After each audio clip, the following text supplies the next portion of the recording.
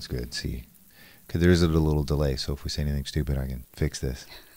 All right. 5, 4, 3, 2, 1, and we're live. To the world. Yes. So people are going to say you don't look like Jason. I don't. No. Because we gotta hope everything's well for him. He has a family emergency he's got to be dealing with right now. And okay. So you're stuck with me. I'm stuck with you. Like, I made you rush home from cheer to do this. Well, you use my studio, so I mean. And I use your studio that you don't use. But whatever, I kind of take it over. And then we cover up the Brady jersey every once in a while. Whatever. Right? Yeah. So today. Yes, today. A topic that you're insanely well versed on. Universal basic income. Why do you start it like that? I gotta give it, you know, everybody's gotta know. They know that you're on it. I'm on everything. Well, you definitely got the opinions. I have opinions, yeah. Yeah, you got the big opinions. Yeah. So it's UBI versus, however you want to say that, however that works. Kind of a personal responsibility or self-responsibility or self-accountability, as opposed to. Does it have to be so black and white?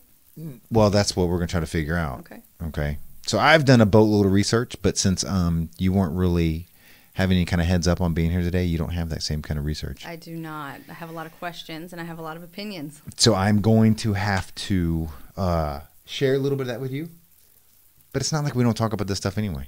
So share. Yeah. Away. So it's good. Well, before we do that, okay. So everybody's prepared. It's one of the first advertising spots for the show. Love it.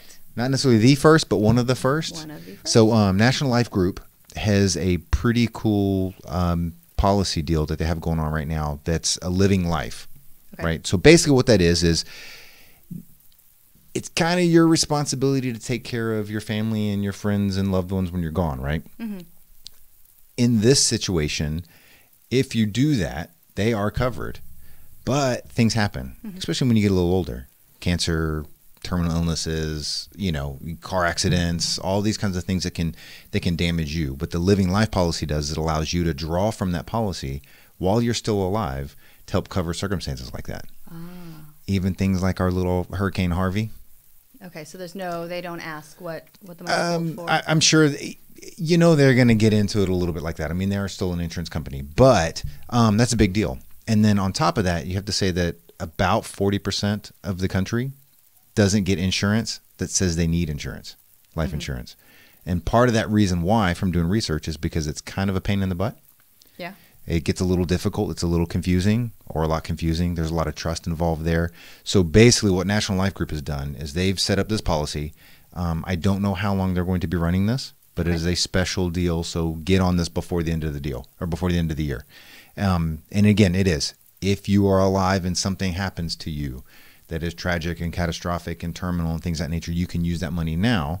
Again, so you don't create a problem by trying to solve a problem. Correct. So you can get that. The easiest way to do that is our person with this is Gail.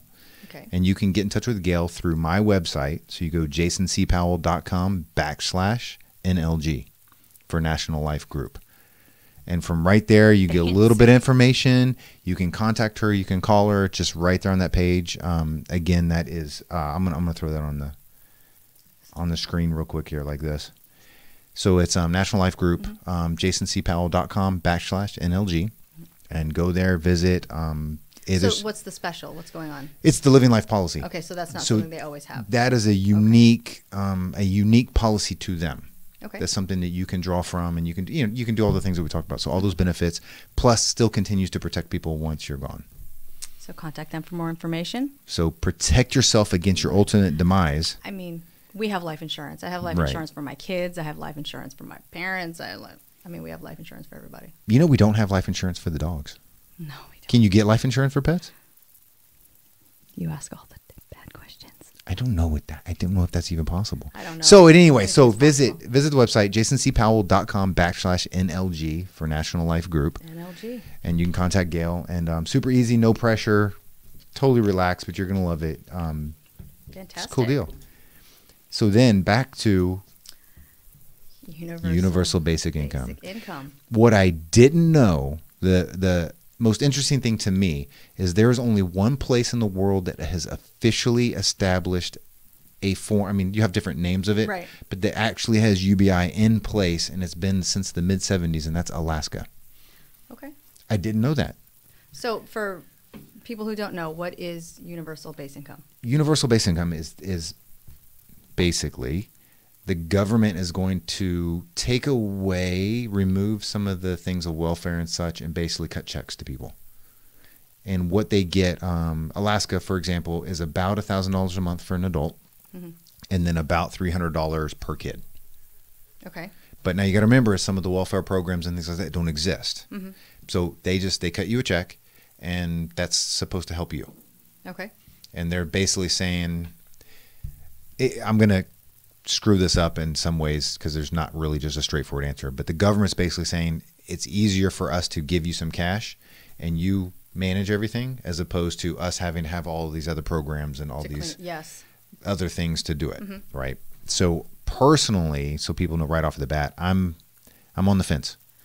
I think, without knowing all the information, I could go either way on it, right? Because you're trying to get ahead of a problem before it gets out of control. Exactly. Right? So when you have all these quote unquote programs, you're having people having to manage them. You're having all the employees that have to be, the caseworkers. You're having to have people, do all the paperwork. So there's so many man hours that go into just managing these things. A lot of man hours that go into it. Right. A lot of man hours that go into it. And then I think the human side of it, you could argue that some people take advantage of the system. Yeah. We know that. A lot of people take advantage of the system. A lot of people. So they just find ways to work around it. So then if it's a situation where, okay, look, everybody gets, I'm just going to pick that number, $1,500, you do what you need to do with it. Right. Right? Then that saves us on the back end. Right. In theory. In theory, it could. Man, I just wonder, like with anything that goes on with our government, how everything gets paid for, right? So I'm curious as to what the numbers are now of what goes toward Medicaid and all of those programs, as opposed to, okay, then if we just simply gave, let's just take Texas, if we just gave $1,500, $2,000 to each family, how does that compare? I mean, I don't. And so some of that is, and this is just data, I'm going to kind of group things together because some countries have done samples of this and investigated it and researched it. Some states have tried it and other things. So California, the UK, Sweden, they're sort of at the top of the mark for trying these things, other than Alaska. Okay, so Alaska's been in place, like I said, since the mid-'70s. So we'll kind of jump that one. We can deal with that one in a second. But some of the newer modern ones, in California, they said that if they did this, if they cut the programs that they need to, the welfare programs that they need to, and then did a similar, it was between $1,000 and $1,300 a month per person. It would cost, the net cost of it would be $1.2 trillion a year increase in federal or increase in state expenditures. Now that's after removing the other subsidy, the other welfare programs and assistance programs and things like that. So it was it was about a 45% increase in costs over what they currently spend with their current programs. Well, I guess I could see that because in the one scenario where you're giving the aid, it's only a percentage of the population that's taking that aid. Right. Now, again, you have all the other expenses, like this family may be using X amount, more. I mean, I think they cap it anyway at how much you can use. But then there's so many families not using it. Whereas now you're taking your whole population and giving everybody. Well, so some of the arguments are, if you do this, you are going to take a major step towards ending all poverty. Okay. That's one of the arguments for it. And there is some evidence of that in the sense that you're not asking people to apply for it. You're not asking, it just happens. So you're not saying you've got to go to a governmental office, you've got to go fill out forms, they've got to dig into your accounts and challenge things and look at your work. They're not doing those things. They're just basically saying that it's for everybody. Congratulations, here you go. Non-citizens as well? Well, that's a whole nother. Come on now. That's a whole nother set. Had to throw it out there. But what they're saying is that the way some of the international countries have looked at this is they said there they would rather a mother stay at home with children or have to work extremely limited hours, like while they're at school type situations, but be available for parenting their children over having to find part-time jobs. So they're saying that if there is, just take a family of 4, right? And they would get $2,600 a month. Which is more than a mom that's working part-time was going to make. Exactly. So they're not having to spend on daycare. They're not having to do those things. Mom doesn't have to work, or dad doesn't have to work. However they structure that. Does that make sense? And they can be there and available for the child. So they're saying the health of children, the mental well-being of children and their development is going to increase. Then people will start to respect the roles of what they, again, this international, they say homemakers, you know, so stay-at-home parents. I just think everything is so, it's so difficult when you try to compare America to other countries, right? Yes. So when size and population, when people start jumping on, well, universal health care works in this country, and this country, and I'm like, well, their population is the size of Texas. So that's why that works. Right. Right. It's just not the same. And then I think, I could be wrong, Americans, I'm American, I know I'm American, we like to have expensive things, even when we can't afford them. Yeah. It's very obvious that, you know, everybody's got an iPhone or a $900 phone when they can't afford anything else. Right. Right. It's very obvious that, you know, people will spend. Or you win one from Samsung. Or you win one from Thank Samsung. you so much, Samsung. So sorry. And I could be wrong. I'm definitely not as worldly as you. So I have not been to everywhere around the world, right? So I can't speak to how they behave in Korea and how they behave in Germany and how they behave in, you know, China. I have no idea. I just think it's really difficult when you try to compare us to other countries in that regard. But I think our country as well has a huge sense of entitlement. And, you know, it's you owe me, and this should be paid for because, well, but why? Right. I have a right to an education. I have a right to this. I have a right to be free. Yes. I don't know that I have a right.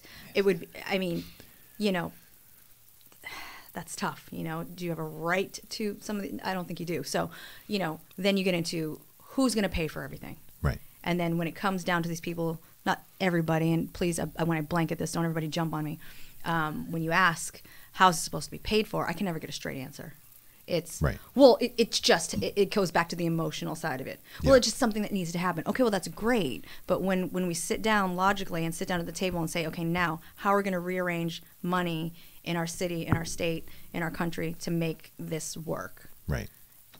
And with UBI, generally speaking, is they would eliminate a lot of the welfare programs. So you're not going to get a welfare check. You're not getting the food stamps or the food card or, you know, WIC and things of that nature. A lot of those programs will be eliminated. So what happens now? Okay, so let's say Joe's on welfare, right? Is there a certain amount that somebody gets when they're on welfare, or how does right now? Yeah. Okay. And that's depending on a lot of different factors. That's okay, so then the situation, the variable, it's all different then. Right. So Joe could go from getting $2,000 a month, let's take it for granted, to if it's just this, you know, UBI, it could be $1,000. So now he's gonna be forced to go out and work. So what it comes down to again is with we've spoken about this before. There's always specific situations. Then somebody's gonna come in and say, well, so and so's handicapped and they can't work, or so and so. You know, yes, there are all these circumstances that come up. So I don't know how to address those. But at the end of the day, and this gets into the accountability thing, if you are able-bodied and have the ability to work, why are you not trying to find work? Yeah. I don't understand why then it is, you know, everybody else's responsibility to pay for you. Right. You know, you see it all over, everywhere. There's moms and people working double shifts and triple shifts, and, you know, mom and dad never see each other because they're working so many jobs to, you know, just to keep food on the table. But why does that have to pay for Joe who doesn't want to work? I don't. And then the flip in some of those things is that scenario you just talked about. This is a pro UBI. What you just talked about, that would eliminate. Mom and dad wouldn't both have 2 jobs. They wouldn't both have to do crazy hours. They would be able to see each other and spend time together and be around if they have children, be with their kids and do things that would afford that ability. To that family in that scenario. Now, right. What about Joe? Well, I don't care what you do, there's always outliers. Mm-hmm. Inevitably, always outliers. And you cannot create a program that is going to, I know this is universal, base income, but there's no way to universally take care of everyone in the way they want to be taken care of. Right. So this is designed to say, we as a collective community of our country are going to help you just enough so you can take a breath and you can get some food on your table and you can do some things, but you still have to be productive. I just don't think, like you said, there's some people that already, the saying beggars can't be choosers, right? Right. So let's take, the food stamps or the food cards or whatever. I should be able to get cigarettes, and I should be able to get this, and I should be able to get that. Actually, no, this is here for you to eat. And if you're not happy with this kind of milk or this kind of whatever, and then it's, well, that's not fair, I'm suffering. Well, when you're getting stuff for free, or free, you know what I mean? Yeah. I use that word very loosely. You can't really complain. Right. Such that, if you're getting, $1,000, $1,500, congratulations, you did nothing for that. Right. Now go out and earn some more. Yes. Right. And again, I'm attacking the pro side of this a lot, or addressing the pro side a lot right now. I'm going to get on the anti side in a second, or the con side in a second. Another potential benefit of this is kids going to school. Mm-hmm. So if you got $1,000 a month as an adult and you're going to school full time, do you really need to get a part-time job then? Does that make sense? Mm-hmm. You've got $250 a week that you have for extra spending cash. Mm-hmm. Now you're still probably gonna have to get your student loan. You're still gonna other things, but are you forced at that time to actually go? So can you focus more on school? Can you stay in school a little longer? Mm-hmm. Can you explore a little bit? Because again, at 18 years old, do you really know what you want to go to school for? No. So then does that give you that opportunity? Mm-hmm. And one other same direction as that, same avenue as that, is with the UBI. Will that allow some people to be a little more risky and take a few extra chances from an ingenuity side or a development side that they wouldn't take before? Give me an example. So you got a family of 4. Mm-hmm. They're getting $2,600 a month, right, for UBI. Dad's a smart dude, but before UBI couldn't do anything because he had to work 75 hours a week. Right. Now, does that give that just enough of a cushion so now he can work 40 hours a week? Then they have that UBI, so he's got that extra, because if he was working 70 hours a week, he's an extra 30 hours a week that he can devote to something he's truly passionate in, or something that is new, something that... I think that's an important point, because it's a topic that is part of this. How many people these days, we always talk about how the generation before us, it's, grandpa or whoever worked at this company for 40 years, for 50 years, they didn't leave jobs, they stayed forever, and whereas now people just jump. Right. I don't know if it's necessarily a commitment thing as much as people just want to find what they love now. Yeah. There's so many more entrepreneurs, and there's so many people doing things, and you see it more on social media, right? Because, and again, you can paint any picture you want on social media, but there's so many people, whether it's an MLM or it's, just an online business or whatever it is they're doing, and they're happy. So, Jane's like, well, my friend is, getting to stay home from her corporate job now because she sells toothpaste. Yeah. What can I do? What can I do? Right. So I get it. We've said there's multiple sides of this, and there's going to be an uproar. There would be, just because some people just don't want to work. Yeah. And the flip side, that's it. Some people don't work. They'll say this. A lot of those studies that are out there, which is why a lot of countries have voted it down and not done it, is that they say if you start to give too many people of your society free things and the ability to live without having to work, then they're not going to work. If you incentivize laziness, then they're going to be lazy. I mean, but that's an old lesson, right? About giving the fish or feeding them and teaching them how to fish. The whole right? That's an old lesson. And correct. You incentivize laziness, or you reward, even in other things, reward bad behavior, you know, whatever. It's what are you giving the focus on? You're not making people have to work anymore. And, you know, we use that word so much, like I'm suffering, or I'm da-da-da. Are you really? Because if you tried everything, it may not be something that you want to do, right? You may not want to work at Walmart. You may not want to work at McDonald's. At the end of the day, if they're going to give you a paycheck, which they actually pay more now than a lot of places. Walmart pays like $11 an hour, right? So there's always, I don't think it matters where it is, you're just going to have that problem. Yeah, and that's some of my concern is that I always fear, I don't trust that our government here in America can eliminate programs. Yeah, I don't think so. I don't know how they would eliminate welfare and WIC and food stamps at any level, even if they're going to immediately replace it. If there's no lapse in anything, they're literally, we were giving you $1,000 a month and all of these benefits. So now what we're going to do is we're not going to give you that $1,000, but we're going to give you $1,300 in cash, right? The way I see it is the recipient of that $1,300 that was already on these other programs, assistance programs, not all, but many will immediately burn through that $1,300 and be like, now I'm starving, and start to go to food banks or start to go to these other places of assistance to try to make up the difference. Then there's going to be this massive uproar that the government's not taking care of people because now they're starving and now they're this because they're not spending their money appropriately. I mean, I would assume that there would have to be, granted, that they're not always going to work and there may not always be immediate available resources, but kind of like when you have, what's it called? After you get fired from a job and you get that pay for a little bit. I forgot the term. Severance? No, just like, so whatever that is. But as long as you're getting that pay, you have to be actively seeking work. Oh, worker, right? Yeah. Workers' comp? No. You know, unemployment. Sorry. Unemployment, there you go. So my point is, not injured, just not working. Right. If it's okay, we can't just cut you off, at the legs. Right. So, okay, we're cutting it right now. We're giving you the $1,300. And in these facilities where we had all of this stuff going on, we also have all these computers set up to try to have job fair or to have jobs listed or blah, blah, blah. Or we might have a job fair or something else going on where, you can get work. Yeah. Right.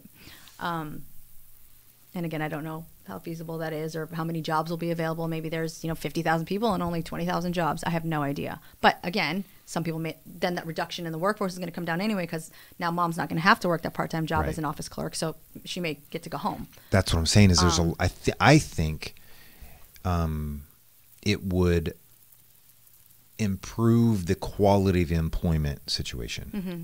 I'm not going to say it's going to make more jobs, but more jobs may come available again. Right, because there's some people that I get they don't want to work in the sense of, yes, for the sake of the family, one of us should be the full-time worker and the other should stay home and take care of blah, blah, blah, blah. Whatever works in your dynamic of your family, right? Someone's got to take the kids to school. They got to make sure they're ready to go. They got to pick them up from school. They got to handle all the errands during the day, stuff that I can't accomplish between 8 and 5. And if we're both working from 8 to 5 and I barely get a break for lunch, nothing gets done. Right. Ever.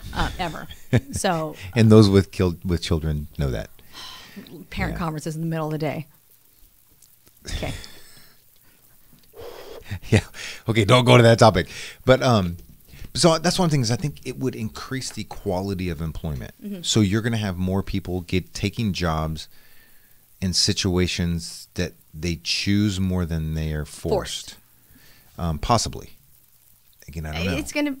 It's going to be both. I just don't know how you deal with enabling or empowering or rewarding a massive amount of the population that are, for lack of better terms, leeches on the society. It's where our country has slowly been heading, and I think where we're at. Nobody wants to say anything or offend anybody or hurt anybody's feelings because now Jane is home with 5 kids. Now what am I supposed to do? Right.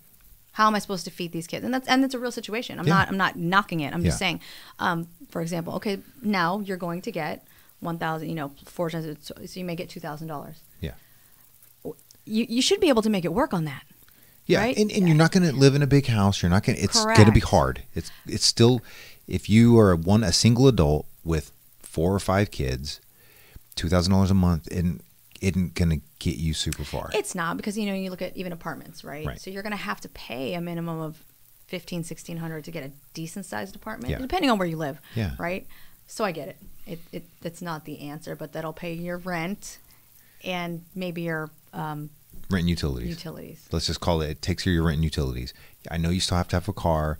I know you still have to have clothes. I know you still have to have food. I know that all those things still exist, but your basic overhead is taken care of. Mm-hmm. So now you're going out trying to find an extra $1,000 a month, Mm-hmm. which is much easier to do during school hours than trying to find $3,000 a month Right. during school hours. Right? I mean, does that make sense? Yeah. So, you know, in that situation specifically, while the kids are at school, you know, so from 9 to 2, 9 to 3, 8 to 2, 8 to whatever that time frame is, those several hours, she can go get a job at McDonald's and basically prep for lunch, work the lunch hour, get done with the lunch hour, and then go and, you know, drop the kids off. And so it doesn't affect everything, and she's available. So there's no childcare, there's no anything like that, and definitely get enough money for food. For the food, and take care of the car and take care of the things of that nature. I think, you know, because people forget what these things are, and some of the programs, the word assistance is in it. Yeah. Because it's not meant to be, I'm here to support you. It's meant to aid you in a difficult time, right? Because of your life circumstances or whatever's going on, that, hey, you had a rough go, you're trying to get back on your feet. Yes, it's tough. And it's very hard to climb out of a hole. I'm not saying it, I mean, trust me, I'm there. It's not easy to climb out of a hole. No, it's not. But there's always going to be people to take advantage. Yeah. Always. So, again, I think a lot of it's... Do they cap the number of kids? That's a big thing now. As you say, will you get $1,000 a month for every adult? You get $300. I mean, again, these are just numbers that are close but pulled from real estate, and you get $300 per kid, up to 3 kids, up to 4 kids. Okay, so what do you do then? If you're somebody like Jane and she's got 4 kids, and you're like, okay, you get $1,000 for you and then $300 for each kid. Oh, now what? What am I supposed to do? My bills are $3,000 a month. Yeah. Go to work. Yeah. We're helping you. I mean, what are you doing the rest of the hours in the day? Right? Yeah. Assuming they're school-age kids. Assuming they're school-age kids. Yeah, because I get it. And, you know, you have to take every scenario. So, you know, a lot of these people now, I mean, you can have a newborn. You may have a 1.5-year-old at the same time. You may have a 3-year-old. You may have all of those at the same time. Yeah. So you're home. Yeah. Right? I mean, you're not putting 3 of those you've in got daycare. 3. Yeah. But you wouldn't, under the current assistance programs, you're not doing it. Mm-hmm. Very few people from the research I did would actually have a decrease in the value of their benefits or assistance. Mm-hmm. Very few.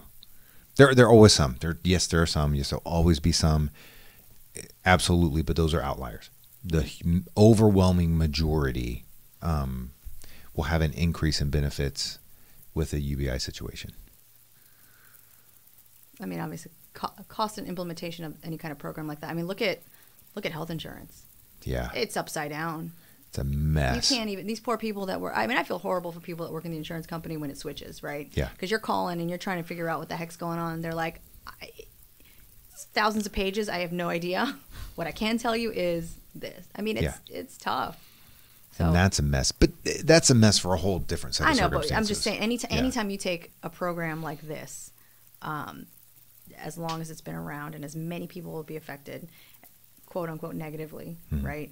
All the questions, all the issues, all the whatever. Oh, they're going to go nuts. You're going to have, and then you have to look at what the backlash is going to be. Yeah. And, you know, because people get, especially when it has to deal with money and it has to deal with your basic living, get irrational. Yeah, you get emotional about it. Irrational and emotional. And it's, so, you know, you can, and this is where when you take somebody who argues it logically, they look very cold. Very cold. Yeah. You don't care. You have no idea. And then, you know, this other side of it's super emotional. You're like, well, look, I'm logically saying, yes, I understand and I feel bad. However, there are at least 8 hours in a day when you can work. You physically can work. Yeah. So why are you not going to work? Well, no. If you can, You should. And even look at my mom. She's like, 72 years old and she's working at Walmart. Yeah. And she's like, oh, I got a $500 check. It helps, it helps with the bills. Yeah. And she went because she was just like, I need to get out of the house. I need to get out of the house. But I mean, that's a couple of days a week. Yeah. And she's got $500 checks, right? And my point is, it can, in a lot of circumstances, something can be done. Mm-hmm. Not, again, blanket statement. So this is where people start throwing blah, blah, blah, blah, blah, this argument that I get it. Yeah. But I'm just saying as a whole,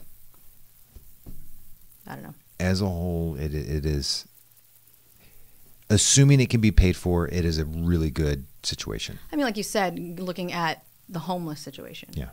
Right? These people are out there begging for money who have no socks and no shoes and they don't have no clue where the next meal is coming from, excuse me.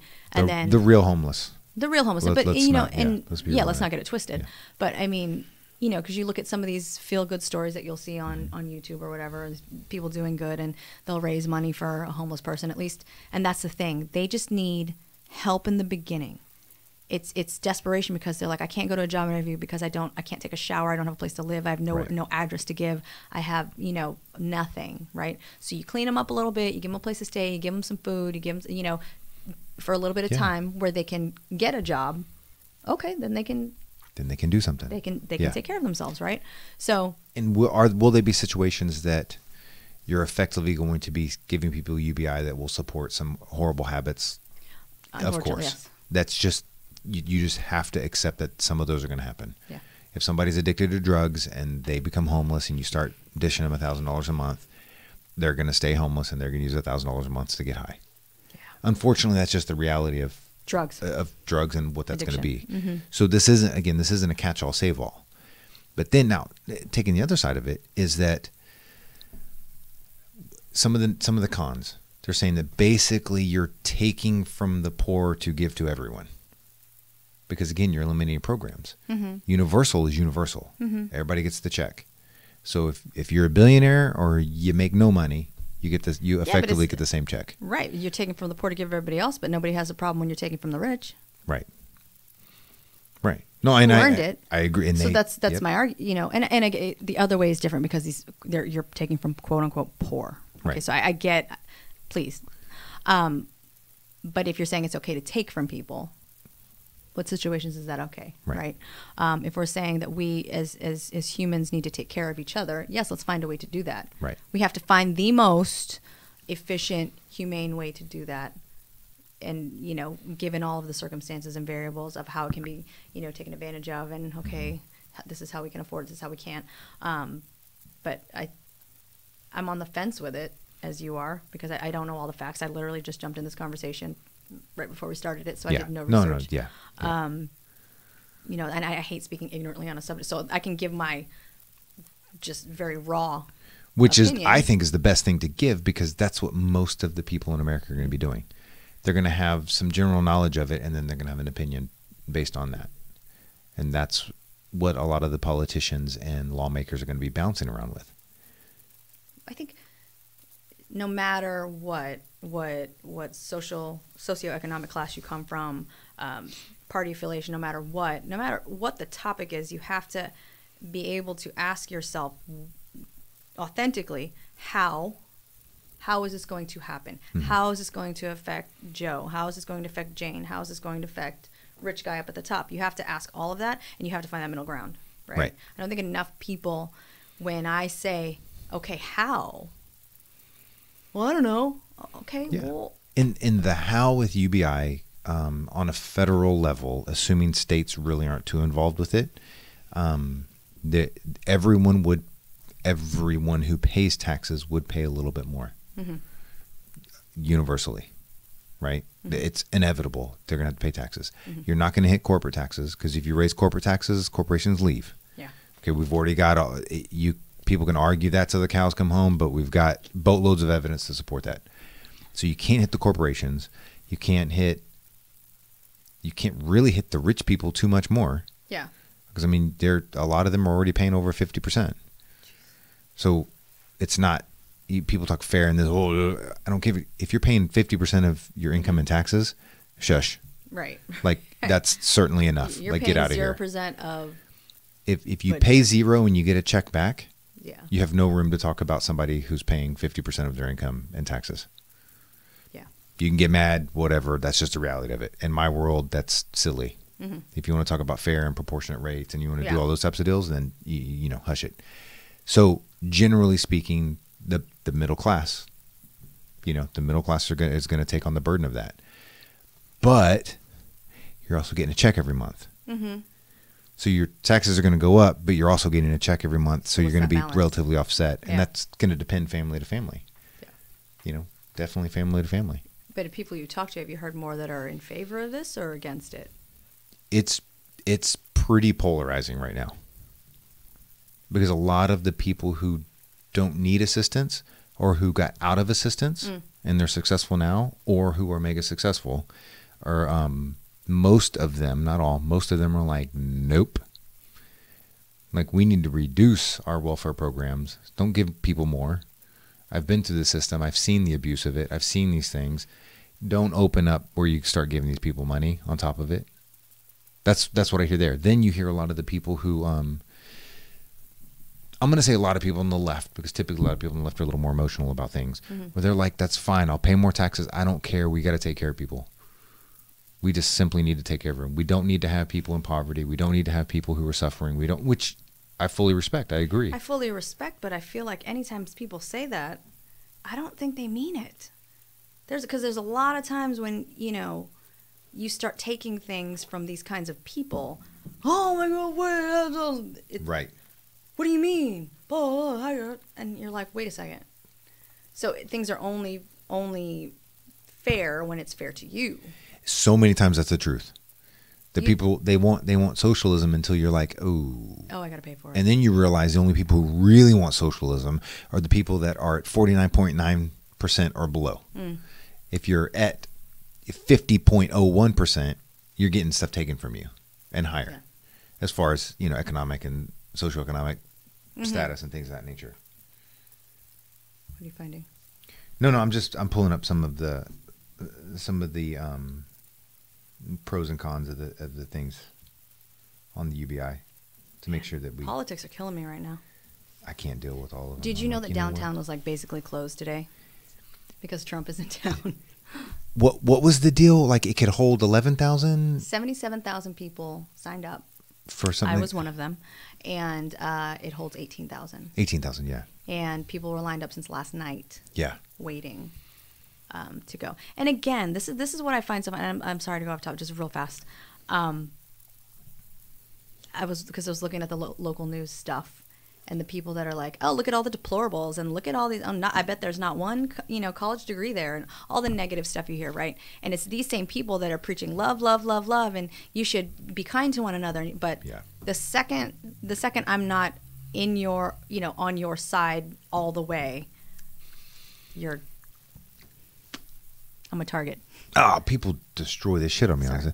It's tribalistic bullshit is what it is. Straight up. They don't understand that I can have an opinion a little bit more conservative this way and a little bit more liberal this way. Well, how? I'm like, because I have my own mind. I want to know what the subject is. What does it really entail? Aside from all the politics and all of the smoking lights and mirrors, what is really going on? Yeah. Right? You can take any situation, any politician, stick them in front of a camera and do their hair just right and put up the right color on and open up this a little bit so he looks like a little more working class. I mean, they're not stupid, right? It's so all stop staged. pandering to me and tell me, like, when I ask you a question, you can't give me an answer.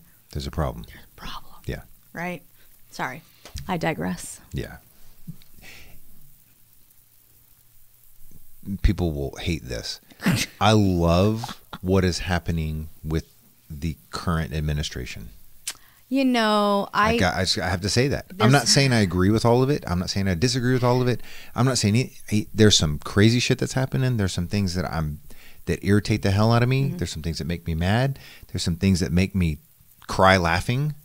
It's all of it. Because what it is he's fine being the target, right? And what he's doing is showing everybody how big of a joke politics really is. Yep. You have no problem that this person was accused of this, and this.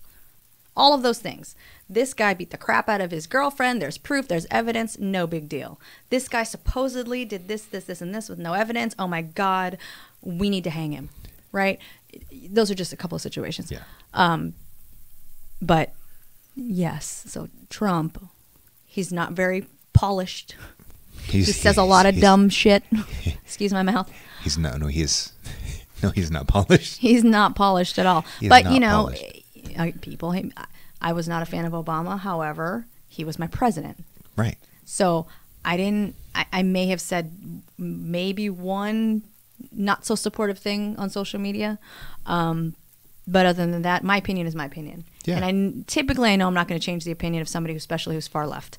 So I state my opinion, and then it turns into an argument of how I'm, cold, and how I hate immigrants. I don't even know. It's like this. I'll take this. So with President Obama, I did not vote for him. I disagreed with a lot of the things he did. I agreed with a lot of the things he did. Mm-hmm. There were a lot of the things I disagreed with. I had to disagree with the sense that generally my perspective is X. He's coming from a perspective of Y. Right. At the end of it, he could be 100% right.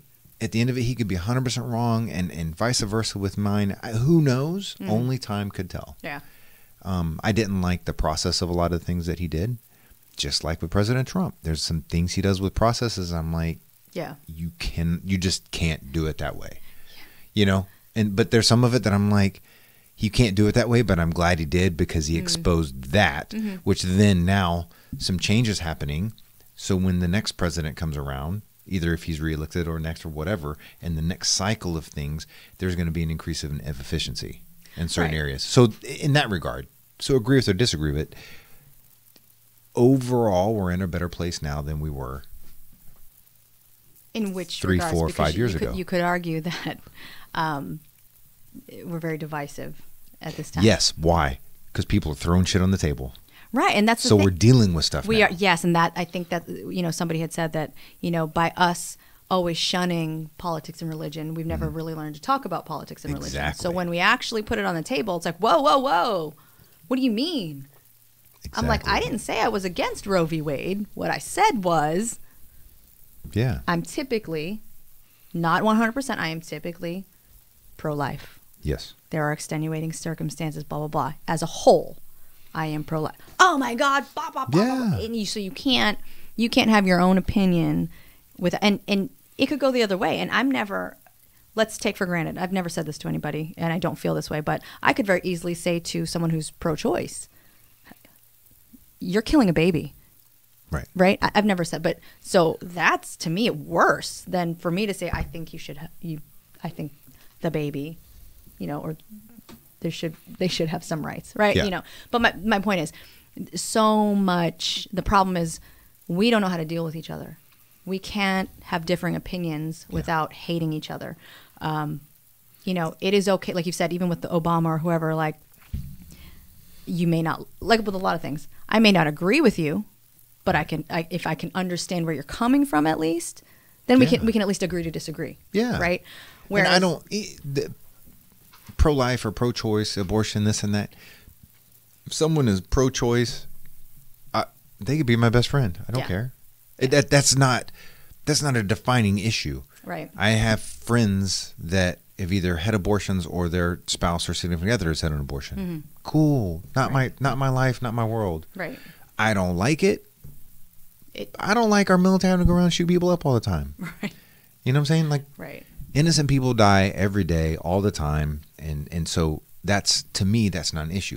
I'm looking at it and say, okay, Roe v. Wade, is that constitutional? Is that a constitutional protection to choose to have an abortion? No, that's the dumbest shit I've ever heard in my life. Yeah. So will that get overturned? I believe that's going to get overturned. It's going to be a state's issue. Does that mean abortion is going to be illegal? No. But that's what everybody looks at it as. But it's a state issue. You're taking away my right to have No, that's not. No. And you get into all these awkward arguments and people talking points this, talking points that, and jab. I'm like this.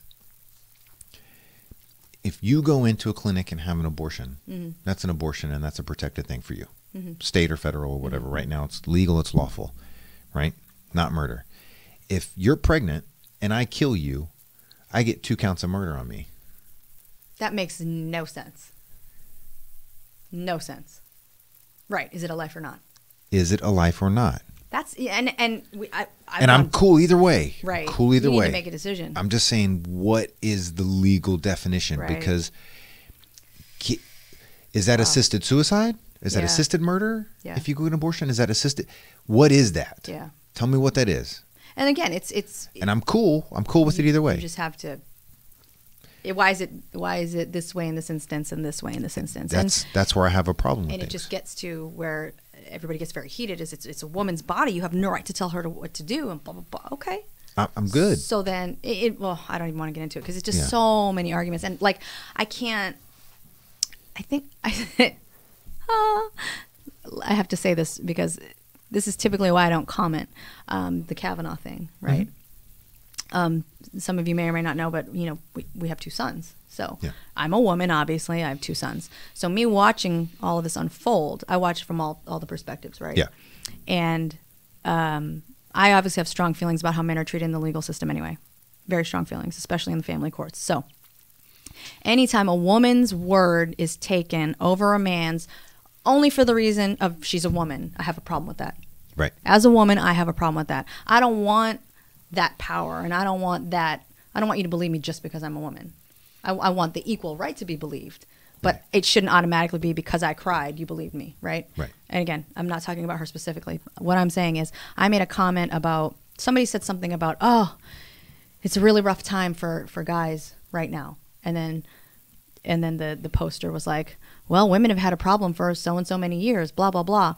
And I was like, you're deflecting. I said, right. The topic was about men. And the point is, you should not be able to drag a man's name through the mud and have no repercussions. Because if he were guilty in the court of public opinion or wherever, he's done. He's screwed. Toast. You get to go on. You get GoFundMe. You get all these things that happen, right? However, if you're lying, nothing happens to you. Right. He, had all the punishment and had all everything happened to him. And his life is ruined. Right. And he had to be embarrassed and go through all of this because you lied. Right. And it's like, oh, whatever. And you just kind of look the other way. I don't want my sons to grow up in a world where, God forbid, they're at a party or they're wherever. And my son's the last person this girl sees before she heads off into a bedroom. And she's like, I remember seeing him last. And he's like, I never touched you. Well, I saw you last. And I heard, that's a slippery slope for me. And so a girl comes on the post and she says, well, I said something, and my statement was about false accusations. Yeah. Right? Not false accusations, not right? Not legit accusations. And she's like, well, by you saying there's false allegations, you're negating all these women who want to come forward. Bullshit. That pissed me off. I said, actually, it's not me. How about you give accountability where the accountability should be? The girl who lied is accountable for Jane not being able to come forward, because now, just like the boy who cried wolf, if you keep crying, no one's going to believe you anymore. How did I have me saying that I don't want my sons to grow up in a world like that? How does that negate Jane coming forward? Right. I absolutely am against that. Any kind of sexual abuse. Yep. 100% against. I understand all the circumstances around the shame and the guilt or the embarrassment or what all these feelings that women feel about coming forward, reliving it. I get it. Mm-hmm. I'm talking about false. And so the point is, every time I talk about something, quote unquote, false allegations, around. Oh my God, you hate women. That's not what I said. Yeah. At no point did I say, I didn't believe her. I did not say I support him. I never said that. And anything that is political, anything that is religious, anything of that nature, people often have a very hard time being honest to the situation. Yeah. They have a very hard time being honest to the situation, and that it's either you're with me or against me. Right. And if you're against me, I'm going to collect all my friends and mob up against you and try to squash you or make you run away or this, and we got them. It's sad. That's a sad place to live and be because, for example, very early on in our relationship, I was questioned about my religion. Mm-hmm. Right? I was raised Catholic. I went to a private Catholic high school. Filipino. Catholic. I'm Catholic, right? And the question is, why are you Catholic? I have no idea. Right? That's how I was raised. Mm-hmm. I take communion. I do this, I do that, and that's just what I do, right? With no real, and that this is me specifically, right. no real understanding of what do I believe about God or a higher power or a higher being, a prime mover, whatever, right? And you, with all your theological studies, have been able to study Buddhism. You know, Jesus, you've studied Islam, you've studied everything, right? Right. So I was just kind of like, I don't know, right? So then me having to be uncomfortable, which is where a lot of people don't want to be, I had to think about it. And not just to come to you and say, well, okay, then I'm not Catholic anymore. I really had to think about it. Yeah. Was it simply driven on the fact that I'm scared of what's going to happen to me when I die? Yeah. I am scared of my grandmother who has passed or my dad who has passed. Well, if I don't believe in God, then what's happened to them? You know? And I think a lot of people don't want to face that, right? So right. when it amazed me the minute I said to people, I'm not Catholic anymore, they were offended. Yeah. Not just like, why? They were offended. I offended them, and I disgraced them. Yeah. I'm like, well, how is my personal choice of what I believe affect you and your life and how you feel about me? Right. Well, you're Catholic. Our family's Catholic. Okay. I'm not Catholic. You know, I'm more Buddhist. Sorry. And I'm not saying there is no God. I'm right. saying I need more proof. I need more. But yet you're saying it's just what I believe. Yeah. So you're going to stand on that's just what I believe. But if I say I need evidence and proof, that's not good enough for you. Right. And so again, emotion, because you're challenging. Right. Well, then why do you believe that? And there's some people who really, and I'm fine with whatever your answer is. Mm-hmm. If you're really just like, you know what, that's just what I choose to believe. I choose to believe that we came from somewhere. Yeah. And I choose to believe, that's fine. I respect that all day long. I mean, we have a couple of friends that are ministers and that are pastors and that are deeply embedded in other religions as well. Mm-hmm. And all. Cool. Yeah. I mean, it's not. Well, at the end of the day, it does not affect you. Right. That's not going to change how you believe, how you meditate, right. how you do your right from wrong and accountability. And, and I could look at it and say, well, I think it's silly that you sin and then you apologize and then it's done. Yeah. It's a poof. It's all better. It's all better. Just because you said sorry. I mean, I'm being facetious. It's not. It's, yeah, I know. You know where I'm going with that. Yeah. But it's nobody wants to be challenged of who they are. And I think some people, and I think that's the next step that we need to take as people. You need to look inside yourself and say, maybe I do need to ask myself why. Yeah. Why do I believe in socialism? Why do I believe in, universal basic? Like, why do I believe in God? But that's a good thing. Right. It is not. I hope that anyone that would listen to this would feel empowered to say, to understand, it is okay to ask the question why mm-hmm. and search for that answer. I think that's the purpose of life. Because if you can do that, if you challenge Catholicism and you research it and you go through, it's going to do one of two things. It's going to lead you closer to it mm-hmm. or away from it. Right. And there's going to be some solid reasons for that. Mm-hmm. And if it leads you either one of those ways, congratulations. Because you're either going to be more firm, more convicted, and have a better understanding of who you are and how you want to lead your life. Or if you don't challenge it, you're not. But that's the thing, it's the fear. Everybody's comfortable with where they are. But then because they're afraid. Right. They're comfortable where they are because of the fear. But then it's the outer persona of like, well, I just want to be, I don't know who I am. Or, some people. Yeah. I really, if you really wanted to know who you are, you would step out of your comfort zone and try to figure that out, right? Like I'm always trying to figure out, okay, if I snapped at that girl, I'm like, what was it about that interaction that made me snap at her? Yeah. Was it something from my past? Was it the way she looked at me? Maybe that's me. Maybe it's, I'll share this, and this is not an attack on Christians, okay? But I had a friend that was a businessman that had made a conscious decision after college. He would never do any business with anyone who was not a devout Christian.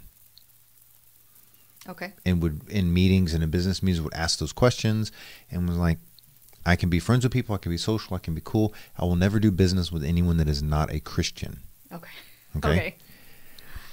This was roughly 15, 18 years ago, right? So as of today, he has multiple failed businesses is over $2 to $3 million in debt, has been cheated and sued multiple times in multiple business arenas, and lost his ass. Lives back at home with his parents who are in their mid-70s. Okay. And like can't do anything. His credit is shit. Everything is crap. Now, you could attribute a lot of other choices and a lot of other things to it, but he's not a big drinker. He doesn't do drugs. He's relatively a good person, but only did business with Christians. As opposed to only doing business with people who are good people, who are qualified and who know what they're doing. Right. And that's again where I don't know much about Christianity, right? Because there's so many times people will say something like, well, that's not what God would want. Right. You know, so in that situation, is that what would God want you to be prejudiced against people who don't believe the same thing as you? Probably not. Right. If that's your God, right? Oh wait, that would be prejudice. And what I think it is.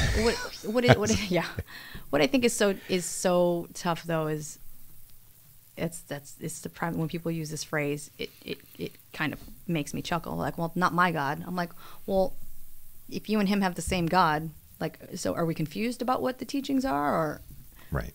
What does your God teach that his doesn't? Right. And so we're just not understanding. You really don't. You go to church, you say you believe in God, you take your communion, you know you're godparents and you don't know what godparents are supposed to be. You know, you go through all these steps of being a Catholic. Right. And you have no idea what it means to be a Catholic. And again, blanket statement. I'm not saying everybody.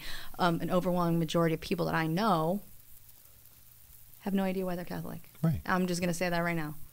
And then it turns into I'm the devil because I don't. And then it becomes a judgment on me because, what do you mean you don't? I'm like, I just need proof. Right. And I think that's fair. So why can't if you want to go on faith, why can't you, like I said before? Yeah. I think it's fair that I want more.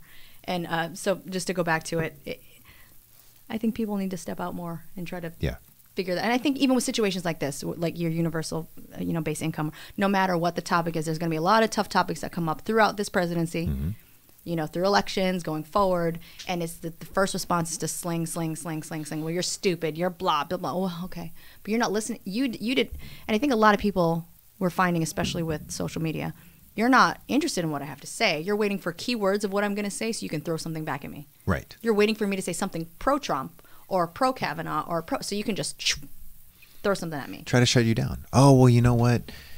I think Trump did a good job with it. Oh, you're racist. No. Well, it's when I talk when we talk immigration, I can say the word immigration, and somebody's like, "Well, aren't your parents immigrants?" Yes, they're legal immigrants. As well as millions and millions and millions of other legal immigrants. I just don't. Well, I want open borders. Great, open them up to your house. Well, that's not realistic. Okay, neither is this. Right. I at the heart of it, I get where they're coming from. I get that the humanity side of it. Yes. Well, we have to do something for these people, especially those seeking asylum. I can't even imagine. If you're seeking asylum and you can just make me think there's a shred of proof, just that there might possibly one snowflake of evidence out there that you need asylum, you get asylum. Right. And there's processes for that. Yeah. You don't just jump over walls. No. And break through fences. No, you can't. Right? Or hide in the back of trucks and do the whole. You just can't. Yeah. You can't. There's processes for everything. My parents, they applied, they did whatever. The dad would come over. A year or two later, the wife and the kids would come. There's a process. Yeah. And that's, again, for most people. And it's not a pleasant process, and I understand that. And but there's a process, and there needs to be a process. And the less people who come in legally will definitely free up time for us to streamline that process. I just think it's the same people, right, that when you say, whether it's corporate, 'cause even as an employer, right, there's all these processes that we have to go through, and there's all these steps that we have to go through to accomplish this. And all the employees or all the whoever, they're like, oh, I don't want to, and da-da-da-da, and they complain, but then get upset when it's a clusterfuck. Right. And I'm like, well, yeah, that's why we have rules. That's why we have steps. That's why we have all these things in place to help curb all this shit that you don't like. Right. Okay? Because now we're like, oh, there's an influx of people into our city, and now we're gonna have to open up these places, and we're gonna have to do this. Now your city's shut down, or these streets are shut down, and this is, oh, well, I have to get to work. Right. You didn't want to deal with this. You thought just let them all in. Now they're sitting on the corner of your lot and they're squatting. Yeah. I mean, you know what I'm saying. Yeah. There has to be rules, and people. If one person, let me just tell you this right now. If you ever use it's the Indians' land. I mean, you're part Indian, so then we should I will punch you square in the jaw. Square in the jaw. Yeah. Okay. We've established rules in this country. We've established laws. We have a constitution, and we have police. We have all kinds of things to keep law and order. Yeah. For a reason. For a reason. Immigration is frustrating because there's a humanitarian side to it. We are not the world's keeper. We're not.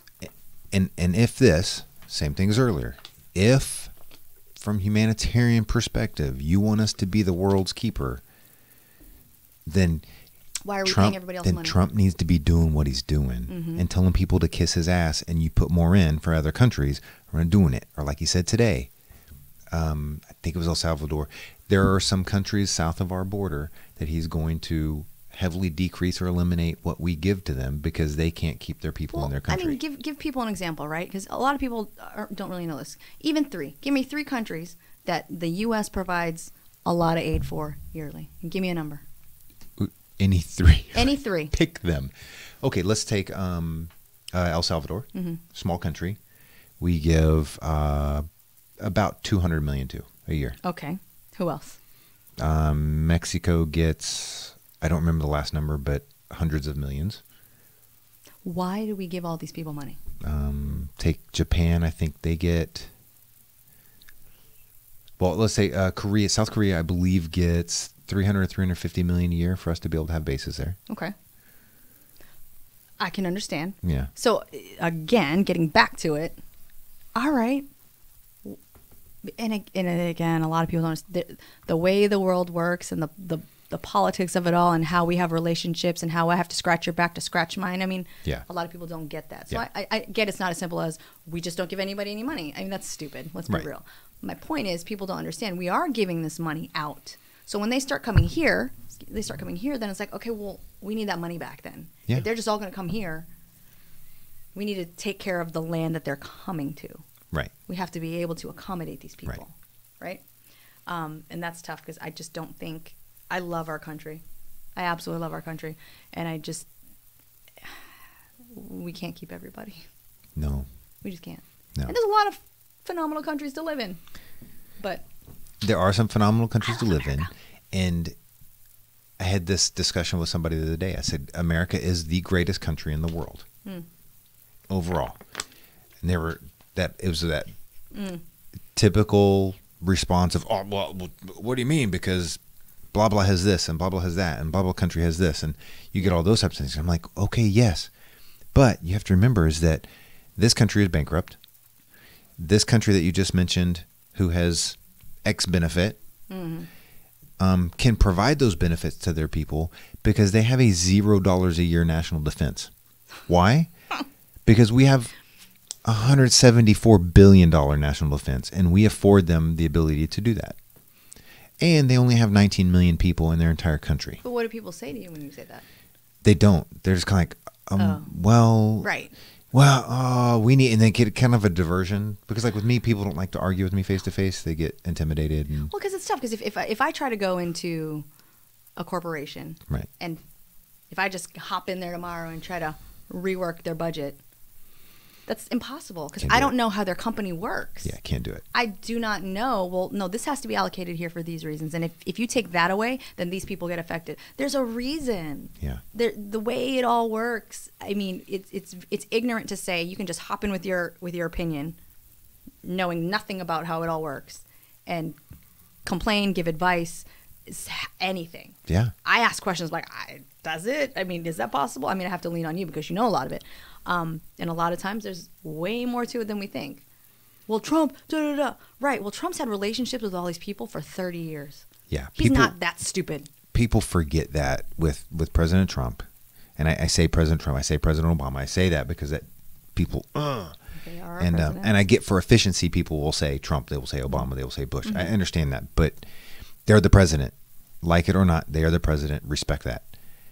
What President Trump has done over the last 30 years is he's done business with a lot of these countries that he's dealing with now. And they're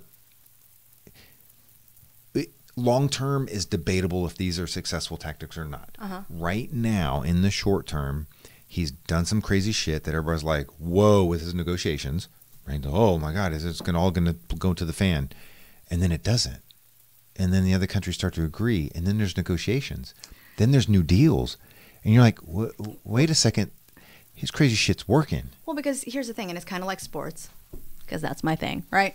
So it's the fans who always make a bigger deal out of things than the players do, right? Absolutely. So that's kind of the thing. People can, oh, blah, blah, blah, and this, that, the other, and this call, and this, that, and I'm like, if you want to talk about Patriots cheating, or whatever the word is, right? Yeah. And I'll be like, of all the NFL players and coaches and people that I know, they really don't care as much as we do.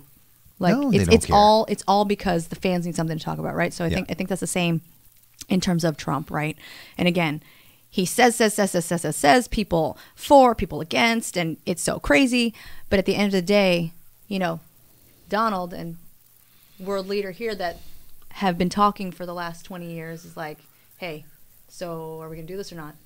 Right. Right. And that the negative part of him, which is kind of good in the sense of, when he has that guy talk, right? Like you kind of have, deals with your friends, whether it's, with fitness or equipment, I don't care what it is. You can go to Russ and be like, come on, man. Like, what do you got? Yeah. We can cut through all the shit that I know you're going to give Joe this. Yep. What are you going to give me? Right. Let's lay it on the line. And that's what the whole deal is. One thing I do enjoy with these negotiations, country to country, is Trump can come here and say a bunch of crap to our public and make us happy, and he looks like this big, strong guy, while the other party is doing the exact same thing in their country, talking big and rah, rah, rah, rah, and all, rah, rah, rah, all this kind of nonsense. And then they turn the phone like, yeah. Hey, cool, yeah, got it, cool. Cut through the shit. They're spending more time pandering to our people and to our media than they are actually doing the deals. That's what business is about, right? You just like cut to the chase. Yeah. And these are you got to remember, these are high-powered businessmen and politicians, right? Yeah. So they're, you can barely run a household. They're running a country. Right. I don't have time for that. So what do you say? Curious, so because since we're off subject, so UBI could be good or bad. We'll figure that out as time passes. Okay. What do you think or say when people have massive issues with the volume of lies that President Trump has told? Irrefutably, unarguably, he has told volumes of lies just in the last 3 or 4 years. Give me an example. So take things like the fake plaque at his golf resort Doesn't about affect me at all. Like he stands up that this is true and things of that nature, right? The fake Life magazine stuff at his walls, and like he's posting it. But I'm just saying, there's a lot of things like that he's lied about. Does that make sense? There's a lot of things that other presidents lie about that actually have to do with policy and Benghazi. Yeah. So no, I don't care. Yeah. I don't care. Now, in the sense, if I really want to dig into it, okay, if you're willing to lie about this, what else are you lying about? Right. Right? Just like I think anything else. If you tell me you're going to do these 26 things this year, how many did you get done? Right. And how many did you get done to how you said you were going to do them? Right. Is it helping me or is it hurting me? Is it helping our country? Is it hurting our country? Those things are important to me. Yes. Right? Are you working towards veteran benefits and better veteran care? Yes or no? Mm-hmm. Are you working towards, this, that, or the other? Are you, how are you affecting the public's perception of police? What are you doing to make it better in our country, right? Those things matter to me because you talk, you can do all these stupid tweets and get Joe and Jane arguing with each other, but at the end, yes, it's very divisive right now because of him. Yeah. But I try to look at it as smoke and mirrors, but what has happened in the last, 10 months. Yeah. That's important to me. I don't care about the magazine. I don't give a shit because, you're going to, you don't care that he lied. I'm like, okay, so let's talk about Hillary. Oh, that's blah, blah, blah, blah, blah, blah. They don't want to hear it. Right. Like, you're talking about a magazine. Right. Talking about lives. Yeah. I'm talking about, you don't think it's funny that all the shit is just deleted and that she knew that they were coming to get her shit and they just mysteriously burned? You don't think that's funny? Yeah. Well, no, I don't care about a magazine. Yeah. I do not. And so that's why I have so few friends now. And that's kind of it. I was like, you want to take something so minute and try to argue with me to make yourself look important and smart, right, and like you care more than I do, than addressing any issue or actually having a conversation with me about, I want to learn where you're coming from. Right. That's my problem. Because like I said, we can disagree. And I've had those conversations like, okay, well, I just don't agree. Right. And we're fine. It's typically the other side that name calls and yells. And it's been a roughly 50-50 election, every election, barring a few, mm-hmm, right, for president, right? I mean, it's pretty close to 50-50 across the board. Mm-hmm. Electoral college makes some things look like there's a greater margin than what there is. Mm-hmm. Does that make sense? Because even with this one, as some people will say that Hillary won the popular vote and Trump won the electoral college and vice versa. And then they're like, okay, well, but there was only a vote differential of X and there were 3 times that of people who were dead that voted for Hillary. So you're like, okay, well, so basically 50-50. Mm-hmm. You can do it that way, right? Just now it's that damn team shit that I can't get past. Mm-hmm. That it's that. Trump lied about this magazine thing, or Trump lied about, generally speaking, some relatively minor things in the, mm-hmm, grand scopes of things. There's a bunch, yeah, but they're in the big picture, they're minor. Mm-hmm. Then you're like, oh, well, but Hillary, Benghazi, the meeting on the plane with Bill, you start to do it and you're like, wait a second, that's highly suspect and that we don't have evidence. Well, do you really need evidence? Like evidence? I mean, seeing all this occur and see all these things happen, the debate stuff, mm-hmm, with, Donna Brazile, and you get all these, and I know those are left. I'm attacking the left on those things only because that's just the most recent, mm-hmm, of those things. Does that make sense? And then I'm like, oh, and just, they pick and choose when to care. I'm like, yeah, you have no problem with dead people voting because it benefits your party. Right. But God forbid there's dead people voting for the other party. Whoever it is. Oh, blah, blah, blah, blah, yeah, blah. I'm like, oh my gosh. You don't even, like, no.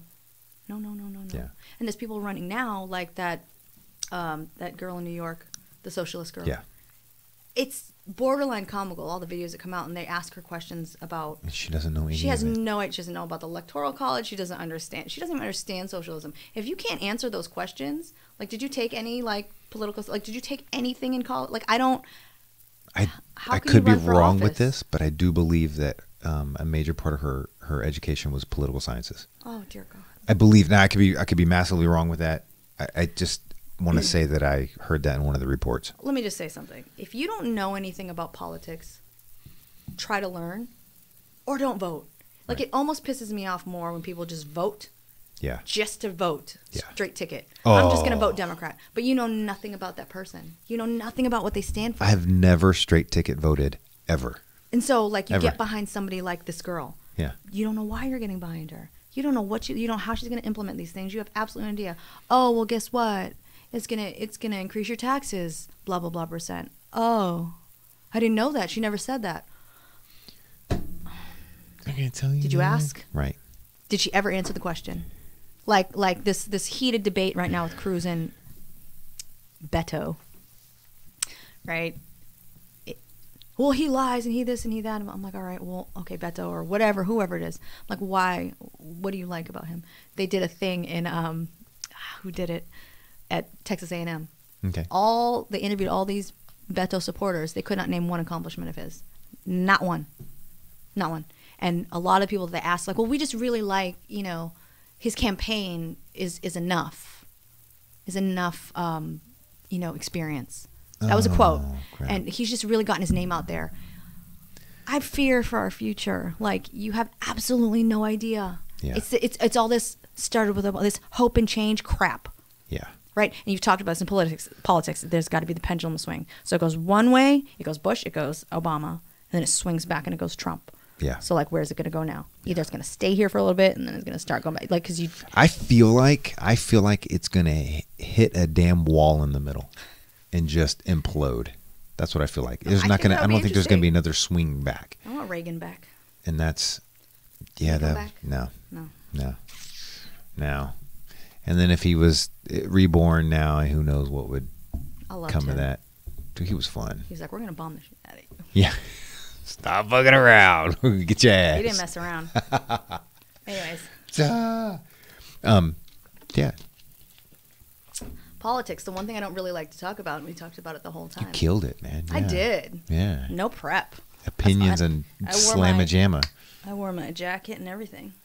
My Red Sox are going to win tomorrow, just in case you're wondering. That's what I figured. I was waiting for the little plug there. We're just not sure what's going to happen with the lineup because JD will be in because they rotate so many times. Yeah, I know. So we may play Mookie at second. We'll see. Ooh, that would be interesting. I like him in outfield stealing home runs. Yeah. That's exciting. You want to place a bet? 7 games, man. You think 7? Yeah. Red Sox? Yeah. What about tomorrow? Do you know who they have pitching?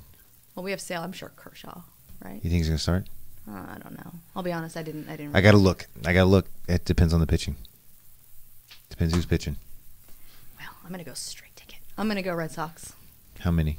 Oh, tomorrow Red Sox. Tomorrow Red Sox. Okay. I think it's okay. I cannot make an educated guess because I really don't watch the Dodgers play. Yeah. I don't. So I can't compare. I just know how we play. I know how well we stood against the defending champs. Few people will tell you that the 3 best teams were not Boston, Astros, and Yankees. I just think, I don't know the stat, but it was, how many comebacks the Red Sox had. Yeah. Because we are that strong. Once we get past your initial starting pitcher, you're screwed. Most of the time, you're toast. 7th and on, we're going to score 4, 5, 6. Like, that's just going to happen. Yeah. So anywhere in our lineup, from the top to the bottom, yeah, we've got hitters. Look at JBJ. Yeah. Forget it. All the way through. The only problem we may have is Sandy Leon, because he's not the best. But Vasquez can go yard. Yeah. Anybody. You're done. I'm going Red Sox in. I think they'll take 2. How many do we need for? 6. You think 6? 6. Maybe less, but no more than 6. I just think that it's just gonna. I just feel like 7. Okay. Yeah. Okay. But now, if you told me that the Red Sox were going to beat the Astros 4 straight and 3 of those in Houston, yeah, I wouldn't have. I'd have told you you're drunk. There's no way. Well, just let me warn the Dodgers: do not troll the Red Sox. They will make you. Oh, I don't think they're going to. Oh my God! Whether it's the Yankees, Bregman, they're like, okay. They hit them a little bit. They're just like couple little things, and then bam, you get smashed. I'm like, don't do that. Don't fire them up. They're like, okay. So that's gonna be fun. Yep. Awesome. So thank you, everybody. That was fun. Thanks for having me. UBI. It was a pleasure. I know. I'm sorry. No, it was good. We had some good points on it. That's a hard one. Yeah, we'll see. Yeah, people enjoy it. They enjoy me. They like your opinions. It was good. Yes. So, thank you, everybody. Again, National Life Group. NLG. I keep wanting to say NRG. I know. So, jasoncpowell.com/NLG. And all the information is there. It's super easy. Not tomorrow, but Wednesday. The Jiu-Jitsu guys will be back. Wednesday this week. What are they? Bromos Jiu-Jitsu podcast. What does that mean? Like, it's supposed to be like. I just placed it. Honestly, I don't know. I placed it in the, because I didn't want to ask. I placed it in the. Don't ask, don't tell? No. Yeah, that's probably where I should have put it with some of those photos they put up. Holy mother, that's hilarious. But the, like Fast Times at Ridgemont High and like Surfer Talk and things of that nature. That's where I placed it. No, I think you should just ask. Yeah, I'll ask him. Okay. That'll be fun. We'll get it. Awesome. So thank you, everybody. We have a little bit of what do you call the delay issue there? Oh, okay. So we got to do the transition before we actually go out, and you got to do that for a little while because I put that delay in so people don't have so many issues on their end. Well, so then when you cut it, sometimes it'll cut that last that 10 to 15 seconds. So you just gotta be ready for it. Sweet, man. Awesome. Thank you, everybody. Bye bye.